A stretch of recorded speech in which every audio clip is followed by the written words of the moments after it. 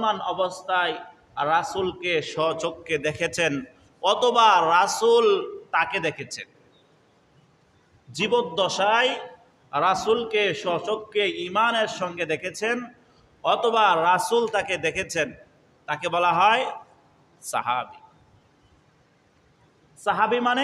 সাহাবী মানে সাথী, সঙ্গী। রাসূলের সঙ্গী যারা হয়েছেন তাদেরকে আমরা সাহাবী বলি। এটা এক বচন, বহু বচনে বলা হয় সাহাবা, বহু বচনে সাহাবা, অর্থাৎ সাহাবা মানে হলো সকল সাহাবা। তো ওই সাহাবায়ে কেরামের মর্তবা কেমন, মর্যাদা কেমন, তারা ন্যায় পরায়ণ। আল্লাহ তাদেরকে বলা হয় আস-সাহাবাতু কুল্লুহুম উদুলুন, প্রত্যেক সাহাবা ন্যায় পরায়ণ। আমাদের বিশ্বাস কি? প্রত্যেক সাহাবা ন্যায় পরায়ণ, সঠিক ব্যক্তি, সত্যের উপর আদিষ্ট ব্যক্তি, প্রত্যেক সাহাবী। এবং তাদেরকে অনুসরণযোগ্য, তারা কি যোগ্য? অনুসরণযোগ্য। তাদেরকে অনুসরণ করতে হবে, ফলো করতে হবে। তারা প্রত্যেকজন সাহাবী আলাদা আলাদাভাবে প্রত্যেককেই অনুসরণ করার যোগ্য। কেন? প্রমাণ আল্লাহ রাব্বুল আলামিন বলেন, আমিনু কামা আমানান নাস, আমিনু তোমরা ঈমান আনো, কামা আমানান নাস যেমন ঈমান এনেছে মানুষ, ঈমান এনেছে মানুষ বলতে মুফাসসিরিনে কেরাম বলেন এই জায়গায় নাস দ্বারা উদ্দেশ্য হচ্ছে সাহাবা।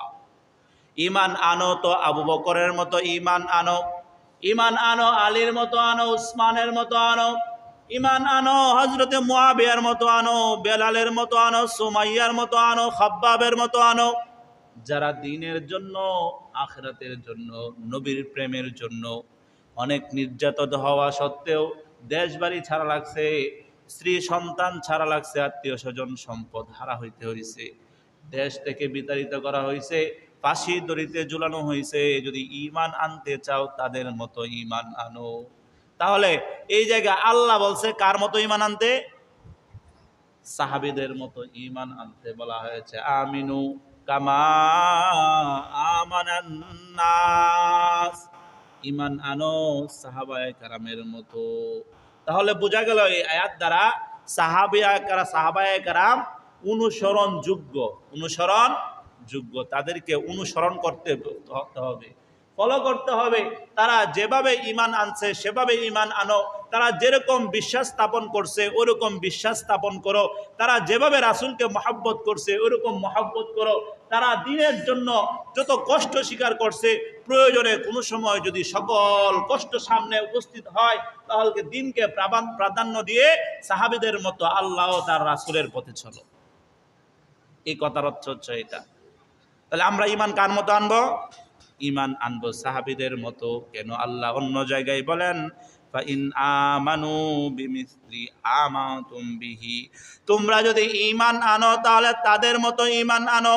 ফাইন আমানু, যদি তোমরা ঈমান আনো বিমিসলি মা আমাতুম, তারা যেমন ঈমান আনছে তাদের মতো ঈমান আনো, তাহলে হবে কি? আল্লাহ বলেন ফাকাদ ইহতাদাউ, তাহলে তোমরা হেদায়েত পেয়ে যাবা। যদি তাদের মতো ঈমান আনতে পারো আল্লাহ বলেন তোমরা হেদায়েত পাইবা। তাহলে হেদায়েতেরই তো দরকার আমাদের, নাকি? হেদায়েতের দরকার না? আমাদের হেদায়েতের দরকার। আমরা সব সময় আল্লাহর কাছে বলি, আল্লাহ তুমি আমাদেরকে হেদায়েত দাও, আমাকে দাও, সন্তানকে দাও, পরিবারকে দাও, সমাজকে তুমি হেদায়েত দাও, চোরকে হেদায়েত দাও, ডাকাতকে হেদায়েত দাও, জিনাকুরকে হেদায়েত দাও, অন্যায়কারীকে হেদায়েত দাও, জুলুমকারীকে হেদায়েত দাও। আর যে ব্যক্তি হেদায়েত প্রাপ্ত হয়ে যাবে তার জন্য জান্নাতে যাওয়া আসান। সিরাতাল মুস্তাকিম, কি চাই আমরা? সিরাতাল মুস্তাকিম, সিরাতাল্লাযীনা আন'আমতা আলাইহিম গায়রিল মাগদুবি আলাইহিম ওয়ালাদ-দাল্লিন, ইহদিনাস সিরাতাল মুস্তাকিম, সরল সঠিক পথ চাই আমরা। এই পথ যদি অনুসরণ করা লাগে, এই পথ যদি আপনার ধরা লাগে, তাহলে অবশ্যই অবশ্যই সাহাবীদেরকে অনুসরণ করা ব্যতীত হতে পারে না। তাহলে হেদায়েত আমরা পেয়ে গেলাম, সাহাবীদেরকে অনুসরণ করতে হবে। সাহাবীদেরকে যদি অনুসরণ করি তাহলে আমরা হেদায়েত পেয়ে যাব। কেন? তারা কি করেছে এমন যে তাদের অনুসরণ করলে আমরা হেদায়েত পেয়ে যাব?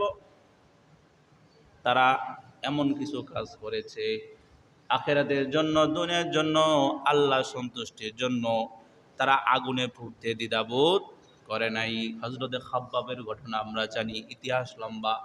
হযরতে খাব্বাবকে যখন লোহা গরম করে কোমরের মধ্যে সেকা দেওয়া হয়, কোমর থেকে গোশতগুলা ক্ষয়ে ক্ষয়ে পড়ে যায়। গোশতগুলা, এই লোহা, উত্তপ্ত গরম লোহা কোমরের মধ্যে সেকা দিছে, আর গোশতগুলা গলে নিচে পড়ে গেছে, হাড্ডি বের হয়ে গেছে। উমর যখন দেখে, ও ভাই খাব্বাব, তোমার যে অবস্থা, এই অবস্থা কিভাবে হলো? বলে, ঈমান আনার কারণে মক্কার কাফের বেঈমানরা আমার কোমরের মধ্যে সেকা দেয়, এ আগুনে পুড়তে হয়েছে। যদি বলছে যদি লা ইলাহা ইল্লাল্লাহ ছেড়ে দাও, ছাড়তে রাজি না। লা ইলাহা ইল্লাল্লাহ ছাড়তে রাজি না। তারা তাদেরকে এই সকল পরীক্ষার মাধ্যমে একেবারে ঈমানকে খাঁটি করা হয়েছে, মজবুত করা হয়েছে। তাদেরকে কয়লার, উত্তপ্ত কয়লার উপর শুইতে হয়েছে, উত্তপ্ত কয়লার উপর খালি গায়ে শোয়ান শুয়ে দেওয়া হয়েছে। অপরাধ কি ছিল? ঈমান। তারা বলছে আমানতু বিল্লাহি ওয়া মালাইকাতিহি ওয়া কুতুবিহি ওয়া রুসুলিহি ওয়াল ইয়াউমিল আখিরি। এই ঈমান আনার কারণে তাদেরকে কয়লার উপর পড়তে হয়েছে, তাদেরকে ফাঁসি দড়িতে ঝুলতে হয়েছে। অনেক সাহাবায়ে কেরামকে ফাঁসি দেওয়া হয়েছে। যে কি অপরাধ? কি অপরাধ? হচ্ছে ঈমান। অপরাধ কি? অপরাধ একটাই, ঈমান। গলায় রশি বেঁধে, গলায় রশি বেঁধে মক্কার অলিতে গলিতে হেসরানো হয়েছে, গলায় রশি রশি বাঁধছে, বাইরা হেসরাইছে। অপরাধ কি? আহাদ, আহাদ। কি অপরাধ? আহাদ, আল্লাহ এক, আল্লাহ এক। এই জন্য আল্লাহ বলেন তাদের মতো ঈমান আনো। তাদের ঈমান ছিল পরিপূর্ণ, পাকাপোক্তা, মজবুত, একেবারে পিওর, কোনো ঝামেলা ছিল না, একেবারে পরীক্ষিত ঈমান। তাদেরকে শুলিতে চড়তে হয়েছে, তাদেরকে অনেক অপবাদ সহ্য করতে হয়েছে, পাগল উপাধি শুনতে হয়েছে, বেকল, গাদা, আহাম্মক বলা হয়েছে, দেশ ত্যাগ করা হয়েছে, তাদেরকে দুনিতে বাহির করে দেওয়া হয়েছে, তীরের সামনে পড়তে হয়েছে, উত্তপ্ত তেলের মধ্যে পড়তে হয়েছে, কুয়ার মধ্যে পড়তে হয়েছে, পাহাড় থেকে নিক্ষেপ করে হত্যা করা হয়েছে। অপরাধ কি? ঈমান। এই কারণে তাদের দামও বেড়ে গেছে, এই কারণে তাদের দাম বাড়ছে, পিওর হইছে। একটা লোহাকে যখন কামাররা পুরাইয়া পিটাইতে পিটাইতে পিটাইতে পিটাইতে জংগুলা দূর করে এটা পিওর হয়, তখন এটা কি হয়? পাকাপুক্ত হয়, লোহা হয়, দাম হয়, মজবুত হয়। ঠিক তেমনি ভাবে তাদের ঈমানটাকে এরকম ভাবে তারা যে জুলুম হয়েছে, জুলুমের শিকার হয়েছে, এই সকল কারণে তাদের ঈমানটাও মজবুত এসেছে। আমাদের মতো এরকম সহজ ঈমান না, হ্যাঁ। তাদের ঈমান ছিল, ঈমানের মধ্যে মজবুতি ছিল। ফলশ্রুতিতে কি হয়েছে? আল্লাহ বলেন ইমতাহানাল্লাহু কুলুবাহুম লিত্তাকওয়া। তাদের কলবগুলোকে আমি পরীক্ষা নিয়েছি, তাদের পরীক্ষা নিয়েছি, তাদের কলবের পরীক্ষা নিয়েছি। ইমতাহান, আমি তাদের পরীক্ষা নিলাম। কিসের পরীক্ষা? ঈমানের পরীক্ষা। সাহাবীদেরকে ঈমানের পরীক্ষা নিয়েছেন এবং তারা শতভাগ উত্তীর্ণ হয়েছে। ঈমানের পরীক্ষা আমাদেরকে দেওয়া লাগছে এই পর্যন্ত? আসে নাই, ঈমানের পরীক্ষা দেওয়া লাগে নাই। পরীক্ষা বড় কঠিন, যারা ছাত্র তারা বুঝে পরীক্ষা কত কঠিন। ছাত্ররা কয় ছাত্র জীবন সুখের জীবন যদি না থাকতো পরীক্ষা, পরীক্ষা দিলেই সব কিছু ধরা খাওয়া যায়। সারা বছর কি করলো না করলো, পড়লো না কি করলো, সব কিছু বের হয়ে আসে। এই জন্য মুহতারাম হাজরিন, তারা কি কারণে আল্লাহর কাছে প্রিয় হয়েছে? তারা যে কাজ করছে আল্লাহর জন্য করছে। কার জন্য করছে? আল্লাহর জন্য করছে। যদি কাউকে খুশি করতে করা লাগে, আল্লাহর জন্য খুশি করছে। যদি কারো কাছে বেজার হওয়া লাগে, আল্লাহর জন্য হয়েছে। বলে মান আহাব্বা লিল্লাহ ওয়া আবগাদা লিল্লাহ ওয়া আতা লিল্লাহ ওয়া মানা লিল্লাহ। মান আহাব্বা লিল্লাহ, যাকে ভালোবেসেছে আল্লাহর জন্য, ওয়া আবগাদা লিল্লাহ, যার সাথে শত্রুতা পোষণ করেছে আল্লাহর রাজি খুশির জন্য, ওয়া আতা লিল্লাহ, কাউকে দিয়েছে কিছু আল্লাহর সন্তুষ্টির জন্য, ওয়া মানা লিল্লাহ, কাউকে কিছু দেওয়া থেকে বিরত থেকেছেন একমাত্র আল্লাহর সন্তুষ্টির জন্যই। এই জন্য তারা সকল কাজে, সকল কিছুতে আল্লাহর মহব্বতকে প্রাধান্য দিয়েছেন, যার কারণে তাদের ঈমান হয়ে গেল পরিপূর্ণ ঈমান। সাহাবায়ে কেরাম আল্লাহ তাআলা স্বীকৃতি দিয়েছেন। সাহাবাদেরকে কে স্বীকৃতি দিয়েছে? আল্লাহ স্বীকৃতি দিয়েছেন। কিসের স্বীকৃতি? যত ভালো বিষয় আছে সব বিষয়ে স্বীকৃতি দিয়েছেন, যেগুলো আমরা চাই। আল্লাহর কাছে আমরা চাই না আল্লাহ আমাদেরকে মুমিন বানাও, পরিপাক্কা মুমিন বানাও, চাই কি না? কিন্তু আল্লাহ কি কইছে কোনো সময় তোমারে বানাইলাম? আল্লাহ স্বীকৃতি দেয় নাই। আমরা আল্লাহর কাছে চাই আল্লাহ আমাদেরকে হেদায়েত দেন, কিন্তু আল্লাহর কাছে আল্লাহ থেকে আমরা স্বীকৃতি পাই নাই। আল্লাহর কাছে আমরা চাই আমাদেরকে সত্যবাদী বানান, সঠিক পথের উপর চলান, আল্লাহ আমাদেরকে স্বীকৃতি দেয় নাই। আল্লাহর কাছে বলি আল্লাহ আমাদেরকে খুদাবেরি বানাও, আল্লাহ আমাদের সার্টিফিকেট দিয়েছে কোনো সময় যে তুমি খুদাবেরু, আল্লাহকে ভয় করো। কিন্তু সকল বিষয়ে সাহাবীদেরকে আল্লাহ রাব্বুল আলামিন স্বীকৃতি দিয়ে রাখছেন, সার্টিফিকেট দিয়ে রাখছেন। আল্লাহ বিভিন্ন জায়গায় অসংখ্য আয়াত এসেছে সাহাবীদের ব্যাপারে, তাদের সফলতার ব্যাপারে। আল্লাহ রাব্বুল আলামিন সার্টিফিকেট দিয়ে বলেন, উলাইকা হুমুল মুমিনুনা হাক্কা, তারাই হচ্ছে প্রকৃত মুমিন। কি মুমিন? আল্লাহ হাক্ক শব্দ ব্যবহার করছে, যে শুধু মুমিন না, প্রকৃত মুমিন একমাত্র সাহাবায়ে কেরাম। প্রকৃত মুমিন কি? একমাত্র সাহাবায়ে কেরাম। যদিও আমরা মুমিনের দাবি করি, কিন্তু আমার মুমিনত্ব কতটুকু আছে আপনার অন্তরকে জিজ্ঞাসা করলেই পেয়ে যাবে, ঠিক না? হ্যাঁ, আপনি কতটুকু মুমিন কারো জিজ্ঞাসা করা লাগবে না, ইমাম সাহেবকে জিজ্ঞাসা করা লাগবে না, ও মহল্লার একজনকে জিজ্ঞাসা করা দরকার নেই। আপনি আপনাকে প্রশ্ন করুন, এই বেড়া তুই কদ্দুরা মুমিন? আল্লাহ কেমন লাগতো না? আল্লাহ তো সার্টিফিকেট দিবে। তা আল্লাহ তাদেরকে সার্টিফিকেট দিয়ে বলে, উলাইকা হুমুল মুমিনুনা হাক্কা, প্রকৃত মুমিন হচ্ছে সাহাবায়ে কেরাম। কারা? আল্লাহ আরেক জায়গায় বলেন, উলাইকা হুমুর রাশিদুন, তারা হচ্ছে হেদায়েত প্রাপ্ত। তারা কি প্রাপ্ত? রাশিদুন, সঠিক পথের উপর তারা আছে। কারা আছে? সাহাবায়ে কেরাম।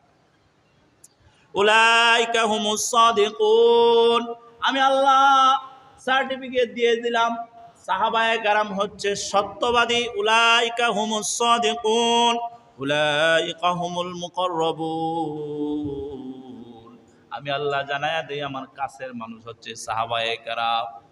আল্লাহর কাছের মানুষকে আল্লাহ বলছে কালামে পাকে, অসংখ্য বললাম না, অসংখ্য আয়াত আছে। আল্লাহ বলেন সাহাবী আমার কাছের মানুষ। দুনিয়ার কোনো দাপটওয়ালা ব্যক্তি যদি আমার আপনি কয়ে আমার ডাইনাত, তাই সব মানুষ, তাহলে তো কাম সারছে। হ্যাঁ, আমি আমার নেতাগিরিতে কত বাইরে যাইব, দুর্নীতি আর এই কথা দিয়ে সারা জীবন চলা যাবে, তাই না? কোনো বড় নেতা এমপি মন্ত্রী যদি কয় হ্যাঁ আমার লোক, তাহলে তো কাম হইছে, এলাকার বড় নেতা এই জায়গায়। আল্লাহ কইতেছে সাহাবীদেরকে যে সে আমার কাছের লোক। সাহাবীরা কার কাছের লোক? মুকররবুন, নিকটের লোক, কাছের লোক, আল্লাহর কাছের লোক সাহাবায়ে কেরাম। আল্লাহ বলেন উলাইকা হুমুল মুত্তাকুন, সাহাবায়ে কেরাম আমাকে ভয় করে। উলাইকা হুম, তারা মুত্তাকুন, তারা মুত্তাকি ফরহেজগার। সাহাবায়ে কেরাম মুত্তাকি ফরহেজগার। আরো কোনো সার্টিফিকেট বাকি আছে? তারা সত্যবাদী, তারা মুমিন, তারা হেদায়েত প্রাপ্ত, তারা আমারে ভয় করে, তারা আমার কাছের লোক হওয়া সত্ত্বেও কি হয়ে গেল? আল্লাহ কয় উলাইকা হুমুল মুহতাদুন উলাইকা হুমুল মুফলিহুন, তারা সফল কাম হয়ে গেল। তারা কি হলো? তারা হেদায়েত প্রাপ্ত হওয়ার কারণে, মুমিন হওয়ার কারণে, আমার কাছের লোক হওয়ার কারণে, আমাকে ভয় করার কারণে। উলাইকা হুমুল মুফলিহুন, তারা সফল। কারা সফল? সাহাবায়ে কেরাম। কারা সফল ভাই? সাহাবায়ে কেরাম। আল্লাহ রাব্বুল আলামিন জানান, লাহুম মাগফিরাতুন ওয়া আজরুন আযীম, তাদের সফলতা হচ্ছে মাগফিরাতুন ওয়া আজরুন আযীম, আমি তাদেরকে ক্ষমা করে দিয়েছি। তাদের কি করে দিলাম? ক্ষমা করে দিলাম। ওয়া আজরুন আযীম, তাদের জন্য রয়েছে মহা পুরস্কার। কি পুরস্কার? আর কিছু লাগে? সব কিছু, যত টাইটেল আছে সব দিয়ে লাইছে না, ভালো মানুষের হওয়া যত টাইটেল আছে, যে তারা, তাদের জন্য পুরস্কার আছে, তাদের জন্য পুরস্কার আছে, আমি তাদেরকে মাফ করে দিলাম। আল্লাহ অন্য জায়গায় বলেন রাদিয়াল্লাহু তাআলা আনহুম, প্রত্যেক সাহাবীর নাম বললে আমরা এটা পড়ি না? রাদিয়াল্লাহু তাআলা আনহু মানে হচ্ছে আল্লাহ তার উপর সন্তুষ্টি হয়ে গেছে, আল্লাহ তার উপর সন্তুষ্টি। আমরা বলি কি না, আবু বকর রাদিয়াল্লাহু তাআলা আনহু, উমর রাদিয়াল্লাহু তাআলা আনহু, আলী রাদিয়াল্লাহু তাআলা আনহু, উসমান রাদিয়াল্লাহু তাআলা আনহু, আবু হুরায়রা রাদিয়াল্লাহু তাআলা আনহু। এই রাদিয়াল্লাহু তাআলা আনহু কি একটা কোরআনের আয়াতের অংশ, মানে হচ্ছে আল্লাহ তার উপর সন্তুষ্ট হয়ে গেছে। নাম বললেই আমরা বলি আল্লাহ তার উপর সন্তুষ্ট হয়ে গেছে। আল্লাহ যার উপর সন্তুষ্ট হয়ে গেল, আল্লাহ যার হেদায়েতের কথা বলল, আল্লাহ যার মুত্তাকি হওয়ার কথা বলল, আল্লাহ যার সত্যবাদী সার্টিফিকেট দিল, আল্লাহ যার নিজের কাছের লোক বলল, আল্লাহ যাকে বলল সে সফল, আল্লাহ যাকে বলল সে তাকে ক্ষমা করে দিলাম, আল্লাহ যার জন্য বলল তার জন্য বড় পুরস্কার আছে, তার কোনো চিন্তা আছে? তাহলে কি আরো কোনো সন্দেহ আছে সাহাবায়ে কেরাম যে এক নাম্বার লোক পৃথিবীতে নবী রাসূলের পরে? একেবারে খাঁটি লোক, অনেস্ট লোককে নবী রাসূলের পরে সাহাবায়ে কেরাম। কিয়ামত পর্যন্ত আর কোনো মানুষ, অলি হোক, কুতুব হোক, গাছ হোক, পীর হোক, আলেম হোক, সাধারণ মানুষ থেকে শুরু করে কেউ আপনা থেকে আপনা একজন সাহাবীর সমপরিমাণ হতে পারবে না, অসম্ভব। কোনো অলি, একেবারে সবচেয়ে ছোট সাহাবী যে মুমিন হয়েছে আর ইন্তেকাল করছে, কোনো আমল ছিল না বেশি, তাহলেও তার সমপরিমাণ কিয়ামত পর্যন্ত কোনো অলি কুতুব হতে পারবে না। কোত্থেকে হবে? তার ব্যাপারে কি ওহী আসবে? তার ব্যাপারে আল্লাহর স্বীকৃতি আসবে? তার ব্যাপারে কি আল্লাহ বলবে তাকে আমি কি করছি? মাফ করছি? যত ওলি আছে বড় বড় কুজ গতুব, সবার ব্যাপারে আমরা বলি রহমাতুল্লাহি আলাই। কি বলি? মানে আল্লাহ তুমি তার উপর রহম করো। কি বলি? অমুক রহমাতুল্লাহ, ইসহাক রহমাতুল্লাহি আলাই বলি কিনা? আল্লামা আজিজুল হক রহমাতুল্লাহি আলাই বলি কিনা? আল্লামা আতহার আলী রহমাতুল্লাহি আলাই, বড় বড় আলেমদের নাম বলতেছি যে তাদের রহমতুল্লাহ আলাই মানে কি? হাফিজ হুজুর রহমতুল্লাহি আলাই, মানে আল্লাহ তাদের উপর রহম করুক, আল্লাহ রহম করুক। আর সাহাবীদের বলে কি বলা হয়? রাদিয়াল্লাহু তাআলা আনহু, আল্লাহ তার উপর সন্তুষ্ট হয়ে গেছে, অর্থাৎ সার্টিফিকেট দিয়ে আমরাই কই। তো সুতরাং কোনো সাহাবীর দুর্নাম বদনাম করা যাবে, বলা যাবে? কোনো সাহাবীর খারাপ দিকগুলা আপনি উঠাইলেন, তার অসম্মানজনক হোক, কটু বাক্য হোক, এইগুলা কি বলা যাবে? তাদেরকে সত্যের মাপকাঠি মানতে হবে, তাদেরকে অনুসরণযোগ্য মানতে হবে, তাদের ফলো করতে হবে, অনুসরণ করতে হবে। তাদেরকে যদি অনুসরণ করি তাহলে আমরাও সফল হব। তাদের ব্যাপারে আল্লাহ ক্ষমার ঘোষণা করছেন, আল্লাহুম্মা গফিরাতু ওয়া রিজকুন কারীম। আল্লাহ কয় আমি তাদেরকে মাফ করে দিছি, তাদেরকে উত্তম রিজিক দিছি। কি দিছি? রিজিক, উত্তম রিজিক। আমরা চাই না আল্লাহ সম্মানজনক রিজিক দাও, আল্লাহ হালাল রিজিক দাও, আল্লাহর কাছে আমরা চাই। আর সাহাবীদেরকে একেবারে সার্টিফিকেট দিয়ে বলে দেওয়া হয়েছে তোমাদেরকে উত্তম রিজিক দেওয়া হয়েছে। আমরাও চাবো তাদেরকে অনুসরণ করে কি করব? আমরাও চাবো আল্লাহর কাছে, আল্লাহ তুমি আমাদেরকে মুমিন বানাও, তোমার কাছের লোক বানাও, সত্যবাদী বানাও, পরহেজগার বানাও, নেককার বানাও, মুত্তাকি বানাও, আমাদেরকে মাফ করে দাও, বড় প্রতিদান দাও। সব কিছু সাহাবীদেরকে অনুসরণ করে, কি বলেন? সব কিছু সাহাবীদেরকে অনুসরণ, সব কথার মূল কথা সাহাবীদেরকে অনুসরণ করতে হবে। সব কথার মূল কথা সাহাবীদেরকে অনুসরণ করতে হবে, সত্যের মাপকাঠি মানতে হবে, সাহাবীদেরকে সত্যের মাপকাঠি মানতে হবে। এটা তো কোরআনের কথা বললাম। অসংখ্য হাদিস এসেছে সাহাবীদের ব্যাপারে, অগণিত হাদিস এসেছে সাহাবীদের ব্যাপারে যে তাদেরকে অনুসরণ করো, তাদেরকে গালি দিও না, তাদের সম্মান বেশি, এরকম অনেক হাদিস এসেছে। তাদের মর্তবা কত বেশি তাদের ঈমানের কারণে। বলে তুমি যদি উহুদ পরিমাণ সম্পদ আল্লাহর রাস্তায় দান করে দাও, উহুদ পরিমাণ, উহুদ পাহাড়টা যদি স্বর্ণ, এরকম পরিমাণ স্বর্ণ যদি তুমি আল্লাহর রাস্তায় দান করো, আর একজন সাহাবী মাত্র 1 কেজি গম যদি দান করে, তাহলে ওই সাহাবীর সওয়াব বেশি হবে, সাহাবীর সওয়াব বেশি। এক পাশে উহুদ পরিমাণ স্বর্ণ, আর অন্য পাশে কি পরিমাণ? 1 কেজি গম। 1 কেজি গম কয় টাকা দাম? 60 টাকা, 50 টাকা, 80 টাকা, 100 টাকা। আর উহুদ পরিমাণ স্বর্ণ, বোঝা যায় কি পরিমাণ আছে। এটা বিশ্বকাপ নাকি বানাইছে, কত কয় কেজি? 7 কেজি নাকি 8 কেজি স্বর্ণ দিয়া। এটা নিয়ে কত উন্মাদনা। আর উহুদ পরিমাণ কয় কেজি হইব? 2-3 মণ তো হইবই নাকি, আরো বেশি। হিসাব করা যাবে না, হিসাব করা যাবে না। টনকে টন, কত টন আছে আমি এই হিসাবেই জানি না। এই পরিমাণ স্বর্ণ যদি আল্লাহ রাস্তায় দান করেন, প্রকান্তরে একজন সাহাবী 1 কেজি গম দান করলো 70 থেকে 80 টাকা দামের, তাহলে কার সব বেশি হবে? সাহাবীর। কারণ কি? তাকওয়া, তাকওয়া, অন্তরের ভয়, খোদার ভয়। সাহাবায়ে কেরাম প্রতিযোগিতা করতেন এক যুদ্ধের মধ্যে। আল্লাহ নবী ঘোষণা করছেন সামনে যুদ্ধের সময় কে কি দান করবা নিয়ে আসো। হযরত উসমান গনি, উসমান গনি মানে ধনী, গনি মানে কি? ধনী। তো মক্কার সবচেয়ে, এখন আমরা শিল্পপতি কই না, অমুক শিল্পপতি কেন বলি? তার টাকা আছে বলে শিল্পপতি বলি, তো শিল্পপতি যদি অর্ধেকটা সম্পদ দিয়ে দেয় তাহলে তো 50,000 টাকা হইব নাকি? হ্যাঁ, কয়েকশো কোটি টাকার মালিক হওয়ার পরে শিল্পপতি কয়, তাহলে সে যদি অর্ধেক দিয়ে দেয় কি পরিমাণ সম্পদ। ওই সময় মক্কার ধনী হচ্ছে উসমান গনি, মানে গনি মানে শিল্পপতি। ওই শিল্পপতি সম্পদের অর্ধেক সম্পদ দান করে দিছে। কি দান করছে? অর্ধেক সম্পদ দান করছে প্রজ্ঞান করে। আবু বকর রাদিয়াল্লাহু তাআলা একটা বদনা নিয়ে আইছে, সুই নিয়ে আইছে, ঘরের যে জিনিসপত্র ছিল আসবাবপত্র সব মিলায়া 5-6 হাজার টাকা ওই কিনা সন্দেহ লই আইছে আল্লাহ দরবারে। উসমান রাদিয়াল্লাহু তাআলার অন্তরে ছিল এবার আমি প্রথম হব। আবু বকর সবসময় আমার পিছনে পালায়, এখন আমি প্রথম হব। সর্বশেষ রাসূল ঘোষণা করলেন এবারও আবু বকর সবার থেকে বেশি। উসমান গনি অবাক হয়ে গেল, কি ব্যাপার, আমি দিলাম বেশি, রাসূল কয় আবু বকরের বেশি। রাসূল জিজ্ঞাসা করে উসমান তুমি কি পরিমাণ নিয়ে আসছো? উসমান কয় আমার সম্পদের অর্ধেক দিয়ে দিলাম। আবু বকরের জিগায় তুমি কি পরিমাণ আনছো? আমার ঘরে আল্লাহ তার রাসূলকে রেখে সব নিয়ে আসলাম। তাহলে বলেন কার বেশি? হ্যাঁ, একজনের টাকা আছে 20,000, হ্যাঁ 10,000 দিছে। আরেকজনের টাকা আছে 2 টাকা, 2 টাকাই দিয়ে লাইছে। বলেন কে বেশি দিছে? যে 2 টাকা দিছে। হ্যাঁ, কিচ্ছু রাখে নাই, যা আছে সব দিয়ে লাইছে, তুমি তো রাখছো অর্ধেক।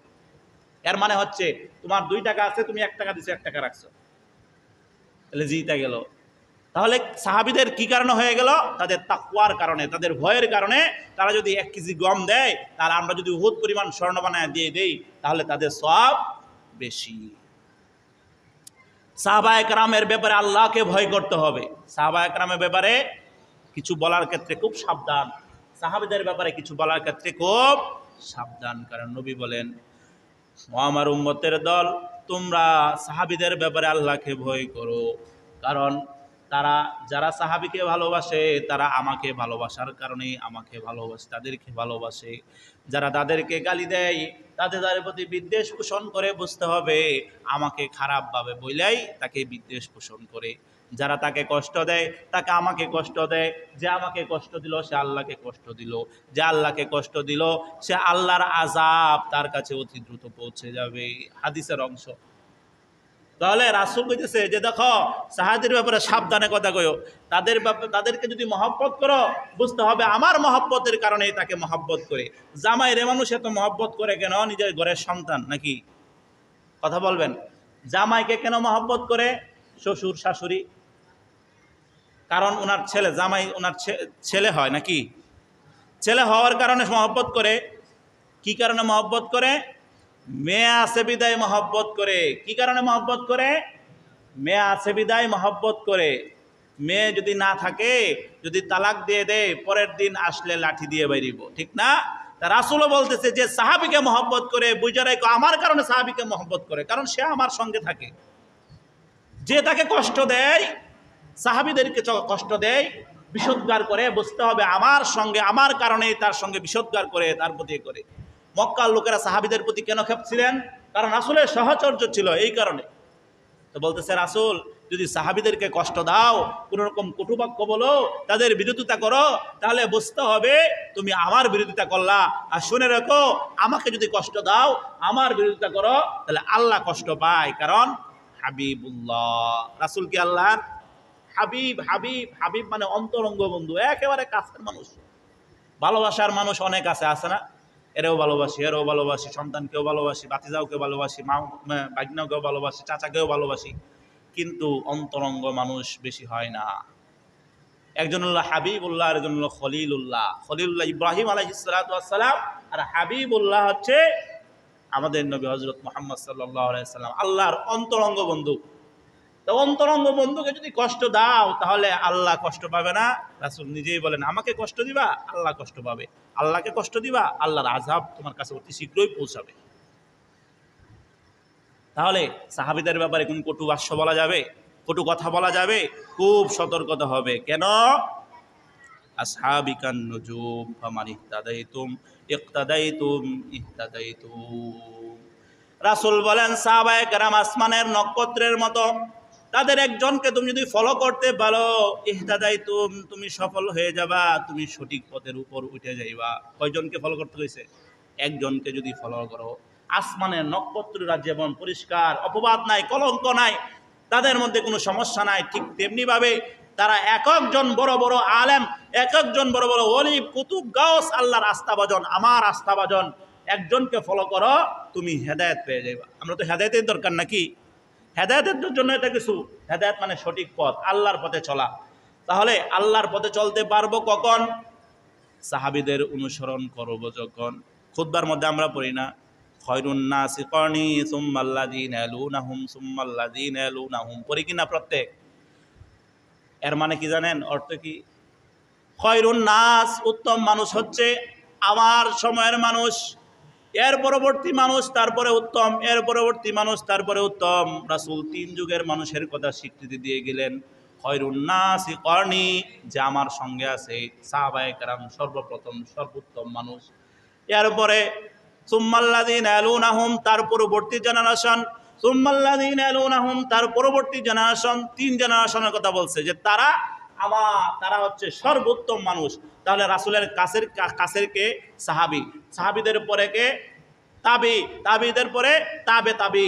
এই 3 যুগের মানুষকে রাসূল বলছেন সর্বশ্রেষ্ঠ মানুষ। খয়রুন নাসি করনি সুম্মাল্লাযীনা ইয়ালুনাহুম সুম্মাল্লাযীনা ইয়ালুনাহুম, যেটা প্রত্যেক জুমায় সারা বাংলাদেশ, কোনো পুরো পৃথিবীতে প্রত্যেক ইমাম সাহেবরা পড়ে। ভিন্ন খুতবা পড়লেও হয়, কিন্তু এটা আল্লাহর কাছে কবুলিত, মাসুল হয়ে গেছেন, সবাই এটাই পড়ে। এই জন্য সাহাবায়ে কেরামের ব্যাপারে আমাদের কয়েকটা বিশ্বাস। একটা হচ্ছে তারা অনুসরণযোগ্য, তারা সত্যের মাপকাঠি, তারা মুমিন, তারা হেদায়েতপ্রাপ্ত, আল্লাহর কাছের লোক, তারা আল্লাহর আস্থাভাজন, তাদেরকে আল্লাহ মাফ করে দিয়েছেন। সবগুলো কোরআনের অর্থ, সবগুলো একটা কোরআনের আয়াতের অর্থ। তাদের জন্য পুরস্কার আছে। রাসূল একাধিক হাদিসের মধ্যে বলেছেন তাদেরকে অনুসরণ করো, বিদ্বেষ করো না, কষ্ট দিও না, একজনকে অনুসরণ করলে হেদায়েত পেয়ে যাবা। এই সকল কথা, এটা তো কোরআন হাদিসে যা আছে তার 50 ভাগের 1 ভাগও আজকে বলতে পারে নাই আয়াত হাদিস, এত পরিমাণ আছে। সর্বশেষ শিক্ষা কি? সাহাবীদের অনুসরণ। সর্বশেষ শিক্ষা কি আমাদের? সাহাবীদের অনুসরণ। এত আলোচনা করার পর আমাদের উদ্দেশ্য কি? সাহাবীদের অনুসরণ। পারবো তো ইনশাআল্লাহ সাহাবীদের অনুসরণ করতে? আল্লাহ সবাইকে কবুল করুক। সাহাবীদের অনুসরণ করলে কিভাবে করতে হবে? সাহাবী যারা যেভাবে চলছে সেভাবে চলতে হবে। তাহলে হেকায়াতে সাহাবা পড়তে হবে, সাহাবীদের জিন্দেগি জানতে হবে, বিশ্লেষণ করতে হবে। তাহলে আমাদের মধ্যে কি আসবে?